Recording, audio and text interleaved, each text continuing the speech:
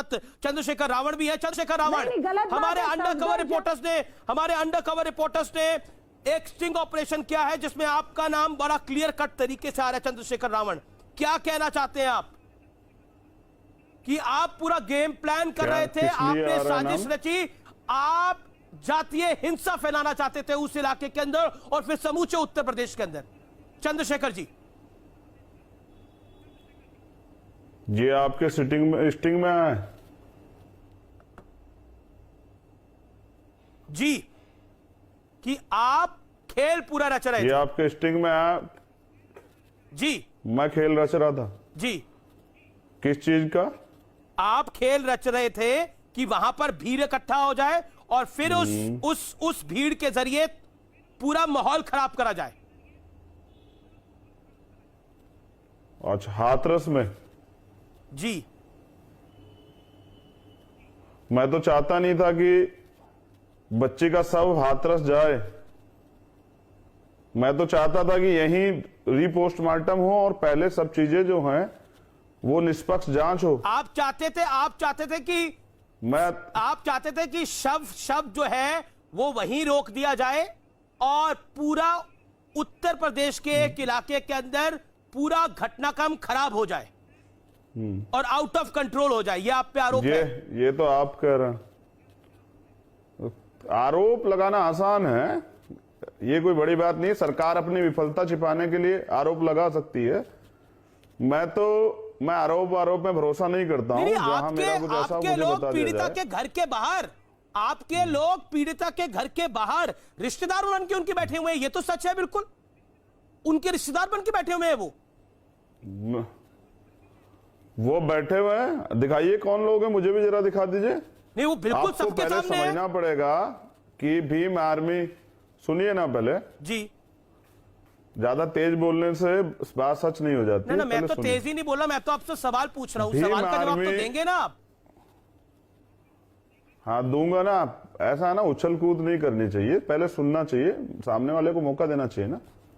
मैं ये कह रहा हूं भीम आर्मी एक सोच है।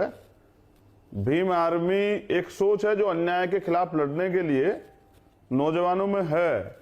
और भीम आर्मी को आप क्या समझते हैं, कौन से गांव में नहीं है भीम आर्मी? भीम आर्मी हर गांव में है, पूरे उत्तर प्रदेश में, पूरे देश में है। क्योंकि अब हमारे लोग अत्याचार नहीं सहना चाहते, वो अन्याय के खिलाफ होगा, भीम आर्मी जाएगी। लेकिन भीम आर्मी तो वहीं उछल कूद करती है जहां पर उसको पॉलिटिकली सूट करता है। बिहार में एक दलित नेता को गोली मारी है, भीम आर्मी कितनी गई है वहां पर, मैं जानना चाहता हूं आपसे। बंगाल के अंदर कई दलित नेताओं को, कई दलितों को मारा गया है, कितनी भीम आर्मी गई है, मैं जानना चाहता हूं आपसे। आप तो उछल कूद वहीं करते हैं जहां आपको पॉलिटिकली सूट करता है। क्या यह सही नहीं है? क्या यह दोगलापन नहीं है? ये उत्तर प्रदेश दोगलापन तो वो करते हैं जिनको तनख्वाह मिलती है सरकारी, या वो लोग करते हैं जो किसी के इशारे पे काम करते हैं। मैं तो स्वतंत्र रूप से काम करता हूं, मुझे तो कोई अडानी अंबानी तनख्वाह नहीं देता है भाई। मैं किसी का नौकर नहीं हूं ना, समझना पड़ेगा तुम्हें। और बंगाल में भीम आर्मी है, बिहार में भीम आर्मी। बिहार में मैं खुद गया था, जब बहन ज्योति के साथ ऐसी घटना घटी थी, मैं गया था। और 20 दिन के अंदर मैंने कहा था कि 20 दिन के अंदर फिर बड़ा आंदोलन होगा, गिरफ्तारी नहीं हुई। देखो, एक पत्रकारिता की गरिमा होती है, उसको बना के रखो। मेरे सम्मान के साथ छेड़खानी मत करना। चंद्रशेखर, क्या कह रहे हैं आप? समझ रहे हो ना? पहले सुनो, मेरे सम्मान के साथ छेड़खानी मत करना। आपके सम्मान के साथ किसी ने छेड़खानी नहीं करी है, आपसे सवाल पूछा गया है। आपसे सवाल पूछा गया है। अगर आपको सवाल पूछना भी सम्मान के साथ छेड़खानी दिखती है, फिर तो ईश्वर बचाए। नहीं, सवाल पूछने पर आप कह रहे हैं कि देखिए मुझसे आपका लिहाजा देखिए क्या है। चंद्रशेखर जी, आपका लिहाजा क्या है? आप खुद सोचिए कि मुझसे छेड़खानी मत करना, मुझसे सम्मान से बात करना।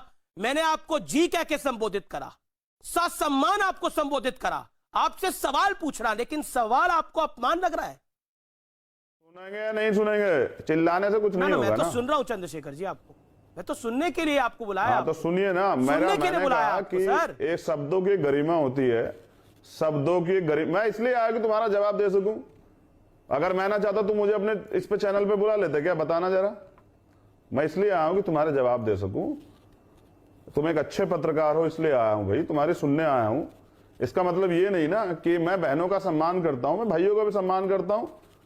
लेकिन मैं अपने सम्मान से छेड़खानी नहीं करने देता ना। किसी अपने सवाल पूछो, जवाब लो, पर्सनल कमेंट मत करना। बस ये तुम्हें बता रहा हूं, और तुम्हें समझना चाहिए कि ये भीम आर्मी सब जगह है। तुम्हारे घर, तुम्हारे आसपास भी हो सकता है कि दलित समाज के लोग काम करते हैं, वो भी भीम आर्मी में है। चंद्रशेखर रावण जी, मेरा अगला सवाल आपसे ये है। सवाल पूछो। मैं बिल्कुल सवाल पूछ रहा हूं, हाँ, मैं बिल्कुल सवाल पूछ रहा हूं, आप भी इत्मीनान से सवाल को सुनिए जरा। मेरा अगला सवाल आपसे यह है कि आप कहते हैं कि आप इंसाफ की लड़ाई लड़ते हैं। इंसाफ की लड़ाई क्या है आपकी नजर के अंदर? किसी बेगुनाह को फांसी पे लटका दिया जाए वो इंसाफ की लड़ाई है? बिना जांच के सब कुछ हो जाए वो इंसाफ की लड़ाई है? जातीय दंगे भड़क जाएं, जातीय दंगे भड़क जाएं देश के अंदर, क्या वो इंसाफ की लड़ाई है? मुझे बताइए। देखिए, आपने 3 बातें कही। पहली बात यह है कि किसी निर्दोष को फांसी पर चढ़ा दिया जाए, ये इंसाफ की लड़ाई है। मैं पहले आपको एक स्थिति क्लियर करता हूं। जिस तरह का उत्तर प्रदेश में और पूरे देश में जिस तरह का माहौल और पुलिस की जो कार्रवाई है, पहले तो बड़ी मुश्किल जो है एफआईआर दर्ज होती है, और फिर एफआईआर वो दर्ज होती है क्योंकि हमारे लोग इतने तैयार नहीं है, और ये सब चीजें उनके लिए खिलौना नहीं है। जो पुलिस लिखवाती है वही लिखते हैं। उनको तो ये भी नहीं पता कि इस एफआईआर पे आगे कोर्ट में टिकेगी नहीं टिकेगी, क्योंकि ये जातीय शोषण बड़े पैमाने पे होता है। 10 करोड़ दलित महिलाएं पूरे देश के अंदर, तो ये सब जगह है। कोई ऐसा प्रदेश, कोई ऐसी जगह नहीं, कोई जिला, कोई गांव ऐसा नहीं जहां नहीं होता है। ये एक सामंती सोच इसमें होता है। तो मैं किसी निर्दोष को फांसी पे मैं तो नहीं चढ़ा सकता हूं, ना ही मैं किसी को दोषी को बचा सकता हूं। बिल्कुल। हमने ये जो मांग की थी परिवार ने कि सुप्रीम कोर्ट के, सुनते रहो, पहले सुनते रहो, सुप्रीम कोर्ट के जज के संज्ञान में पूरा मामला चले। परिवार भी सहमत है। हाँ, परिवार भी सहमत है। तो ये मेरी पहली बात का जवाब हुआ कि मैं नहीं चाहता कोई निर्दोष फांसी चढ़े, लेकिन हाँ, हमारे निर्दोष लोग तो हजारों जेल में।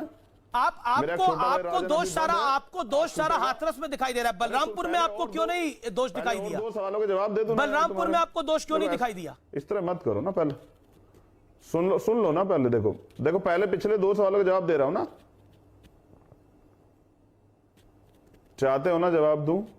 जी दीजिए। तुम्हें एंटरटेनमेंट करने के लिए नहीं बैठा हूं ना, पहले जवाब सुनो। दूसरी बात, मैं जातीय दंगे नहीं कराता। इस देश की जातीय मानसिकता है। जब अपराध, पहली बार आपने सुना होगा कि अपराधियों के, आरोपियों के पक्ष में, और वो भी ऐसे हीनियस क्राइम के आरोपियों के पक्ष में पंचायतें होती हैं और लोगों को धमकी दी जाती है। उनको ये भी नहीं पता, वो कहते हैं कि जब मेडिकल रिपोर्ट में, चंद्रशेखर जी, पर मेडिकल रिपोर्ट में रेप नहीं है। मेडिकल रिपोर्ट्स में रेप नहीं है। पढ़ी है तुमने? हाँ जी पढ़ी है। तुम्हारे पास दिखाओ जरा मेडिकल रिपोर्ट मुझे। पढ़ी है तुमने? दिखाओ। हाँ, मैंने पढ़ी हुई है मेडिकल रिपोर्ट। एडीजी लॉ कह रहे हैं, एडीजी लॉ प्रशांत कुमार कह रहे हैं कि रेप नहीं है। कोर्ट है क्या? एडीजे लो कोई कोर्ट है क्या यार? एडीजे लो तो वो कर रहा है जो सीएम कह रहे हैं। हम कानून नहीं मानेंगे, सरकार नहीं मानेंगे। मैं बताता हूं ना। अरे मान तो रहे हैं यार, झूठे मुकदमे भी झेल रहे हैं, मान तो रहे हैं सब कुछ। अब क्या कत्ल करवाओगे? नहीं, कत्ल तो लोकतंत्र का हो रहा है सर। लॉ जो है चंद्रशेखर जी, कत्ल तो लोकतंत्र का हो रहा है। लोकतंत्र का कत्ल तो वो सीएम कर रहा है। जो सीएम ये कहता है कि उस सीएम ने तो सीबीआई जांच की बात करी। संस्कार कराया रात को 2:30 बजे। चंद्रशेखर जी, सीबीआई जांच की बात करी उसी सीएम ने। उसी सीएम की सरकार ने बोला कि सुप्रीम कोर्ट में जांच करवा लो। कहा कि नहीं कहा? सिर्फ जो है एक ट्वीट किया, करवाई नहीं है। अभी एसआईटी जांच कर रही है और अभी 10 दिन और बढ़ा देगा, एसआईटी जांच करेगी। एक सेकंड, मेरे साथ बीजेपी के सांसद और सुधांशु त्रिवेदी हैं। सुधांशु जी, एक मिनट सुनिए। मैं यहां इस पैनल में बैठने नहीं आया। इस पैनल में बिठाइएगा जिस दिन यहां अमित शाह बैठा हो, जिस दिन यहां बीजेपी का राष्ट्रीय अध्यक्ष बैठा हो, उस दिन बिठाइएगा पैनल में। समझ रहे हैं? देखिए, अब आप इस लेवल की बात कर रहे हैं। आप कह रहे हैं कि अमित शाह बैठा हो। आप अभी आप कह रहे थे कि देखिए, आप सम्मान से बात करिए। आप किस तरह के लिहाजे से बात कर रहे हैं? आपने मेरे से तू तड़ाक करी। मैं तो आपसे इतनी आराम से बात कर रहा हूं चंद्रशेखर रावण जी। करता ही नहीं हूं मैं, तू तड़ाक नहीं करता हूं ना भाई। आपने करी अभी। मैं तो आपका सम्मान करता हूं अमीश देवगन जी। मैं तो आपको जी करके संबोधित कर रहा हूं। बैठा हो तो मुझे बिठाइएगा। समझ रहे हैं ना? सुधांशु त्रिवेदी राष्ट्रीय अध्यक्ष बैठा होगा तो मुझे बिठाइएगा। एक से नहीं, आप तो लोकतंत्र में यकीन करते हैं ना, तो सुधांशु त्रिवेदी का एक सवाल सुन लीजिए। आप तो लोकतंत्र में यकीन करते हैं। मैं आपको पूरे पैनल के साथ नहीं ले रहा, लेकिन सुधांशु त्रिवेदी का 20 सेकंड का सवाल तो सुन ही सकते हैं। इतना तो लोकतंत्र हमारा मजबूत है चंद्रशेखर रावण जी। जब आप इतने सारे सवाल उठा सकते हैं तो पॉइंट सुन भी तो सकते हैं। बंद करो। या मैं अपनी कहूंगा, मैं सुधांशु जी का जवाब नहीं दूंगा ना, मैं जवाब दूंगा तुम्हारे सवालों का। और अगर तुम्हें जवाब चाहिए सुधांशु जी को तो फिर मेरे प्रवक्ता को बुला लो।